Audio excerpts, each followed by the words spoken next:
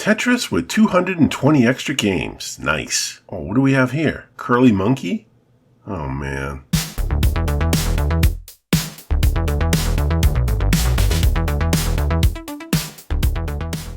Greetings, Retro Zoltan here. Up for review today, I'm going to be looking extensively at the MyArcade Tetris Gamer V portable console. MyArcade has been pretty busy lately, and to be fair, I'm quite delighted by the MyArcade GameStation Pro. They've been talking about a GameStation Go, but that, my friends, is an entirely new video. Stay tuned for that one.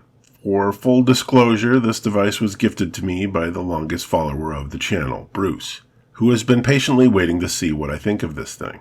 To be fair, I thought I had this already since I'm a huge collector of the MyArcade Pocket Player, a video I eventually want to make once I snag up a few more. But this was something else MyArcade released that confused me. It's different, kind of. To make things more confusing, there is no MyArcade Gamer V collection, just a sort of wrapper built off the Gamer V Classic, which is nothing more than a system that has over 200 games on it. So there is that one, the Classic, and Tetris, which is the one I have here. That's it so far. Curious if they're going to go further with the Gamer V series, like add Mega Man on this thing, but since they're not calling it a series, I'm not holding my breath. And just to toss another monkey wrench in, MyArcade also has a collection called the Go Gamer, which, just like the Gamer V, holds a Classic, and to no surprise to me, a Tetris version. I would figure this would be called the Gamer V because it's vertical, while the other is horizontal, but what do I know? You don't know anything. Prices for the Tetris Gamer V is an easy $25 off the MyArcade website, which I would guess you could get one for a little cheaper used. I'm seeing one for like $7 right now, or best offer. I guess this guy really didn't like it. Okay, moving on. Presentation is a pretty basic experience. The packaging work is pretty colorful. An impressive part, of course, is the magnetic flap. Assuming this is more for people taking a peek at it in the store, but I think it's nice for collectors to look at also without ripping it out of the packaging. Inside is a bit of advertising and instructions in like 7 different languages. So that's nice. No batteries, no power cable. That's it. The device looks pretty good. It has a decent weight to it. The design is obviously Tetris related.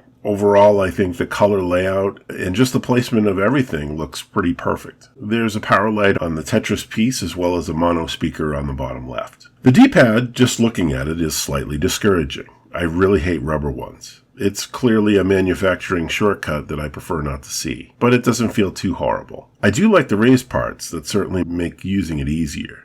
What do you want for $25, I guess? Clearly, we won't be doing anything breathtaking on this system with this ugly control, but I've seen worse. Good God, what's that?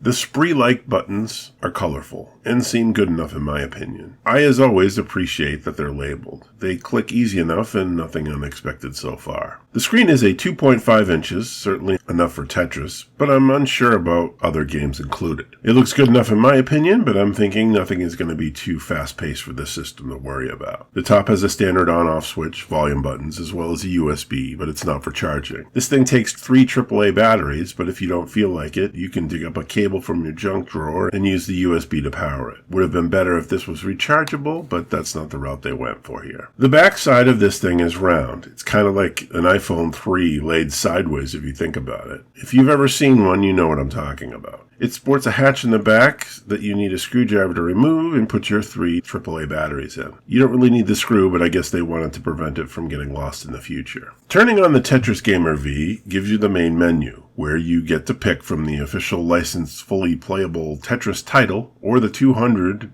retro-style bonus games. Let's take a look at Tetris first and see how embarrassing the retro games are. There are a bunch of options when starting up, including handicapped and ghost pieces, which is a nice touch if you're looking for more replayability. Playing Tetris is as you expect, and I have to say the animations when spinning the pieces look smoother than I expected. The port they use is a good one, and I don't have any complaints really other than the backgrounds, which looks pretty boring. Okay, let's play some more.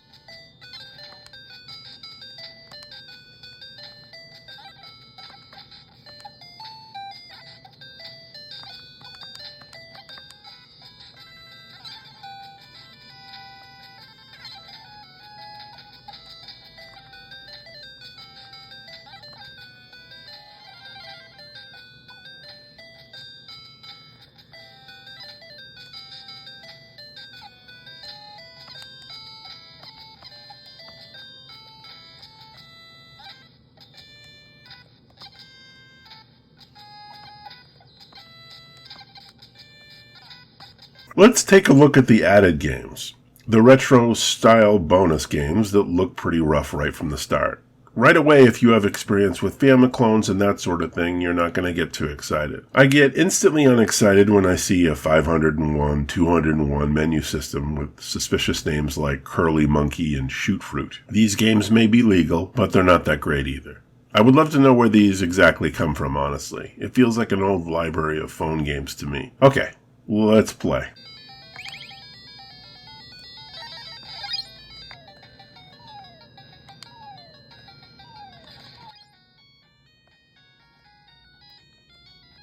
Controls for the most part aren't as bad as I expected, but then again, Tetris and other games aren't really action-packed where you need to be going crazy with the controls anyway. Unless if a never-ending virtual game of whack-a-mole really gets your heart pumping, you're not going to get frustrated you can't get better angles and that sort of thing. So what do I think of the Arcade Tetris Gamer V handheld? I'm a bit confused why MyArcade did this, honestly, since they've already made a handheld for Tetris in the Pocket Player series. I'm guessing the Gamer V Classic wasn't selling well. And throwing the Tetris title on there probably makes it more attractive to buyers. Getting this, though, once you have one, I would assume, if you don't love Tetris, this thing's going to get boring pretty quickly. Personally, it doesn't feel like a collectible system. It doesn't really pay tribute to Tetris. It's just sort of putting a big name on a mediocre system. I guess that's why I prefer the Pocket Player one, I suppose. I think when you're doing something like this, you should add something new. Maybe have some option to play the original Tetris. Like the original. The Electronica 60 version. That would be something, right? Something different, something new. Stop tossing these things full of lousy games and hope people buy these things thinking, well, there must be something good on here.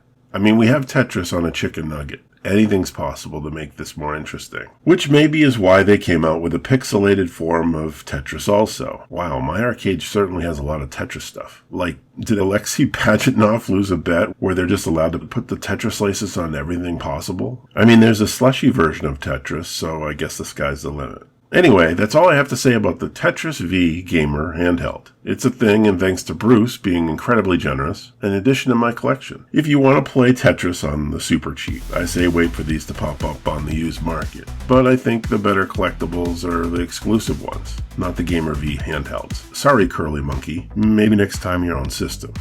Hey, it could happen. Thanks for your support, thanks for watching, and I'll see you next time. Bye. One night in the arcade.